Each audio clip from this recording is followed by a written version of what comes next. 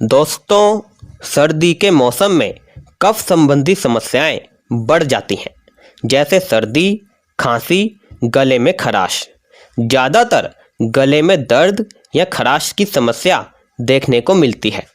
बदलते मौसम के साथ गले में खराश जैसी परेशानियां तंग करती ही हैं। गले में खराश की समस्या खान पान में बदलाव की वजह से भी होती हैं, किंतु कुछ घरेलू आयुर्वेदिक उपाय भी हैं जिनके द्वारा आप गले की खराश में तुरंत आराम पा सकते हैं।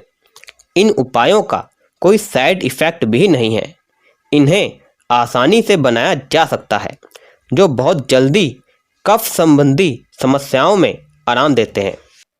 आप सभी को हमारा नमस्कार, आपका हमारे चैनल में स्वागत है। तो दोस्तों, पहले बात करते हैं पहले उपाय की। दोस्तों, ये उपाय आपको गले की खराश में तुरंत आराम दिलाएगा। इसका उपयोग कोई भी कर सकता है और इसको बनाने के लिए भी ज़्यादा सामान की ज़रूरत बिल्कुल नहीं होती है। आप इस उपाय को ज़रूर आजमाएं। इस उपाय के लिए आपको सबसे पहले चाहिए 250 से 300 ml पानी। ध्यान रखिएगा कि ये पानी साफ हो, इसमें कोई भी धूल मिट्टी का कण ना हो। अब आपको लेना है 1 चम्मच हल्दी। आप घर की पीसी हुई हल्दी ही लें, बाहर की पीसी हुई हल्दी बिल्कुल ना लें, क्योंकि बाहर की हल्दी में रंग जैसे केमिकल्स मिले हुए होते हैं। इसीलिए केवल घर की पीसी हुई हल्दी ही लें। अब आपको लेना है आधा चम्मच नमक। अब दोस्तों, हल्दी और नमक को इस पानी में डालकर कम से कम 5 मिनट तक उबालें। जब ये अच्छे से उबल जाए तो आप गैस को बंद कर दें। पानी को ठंडा होने दें।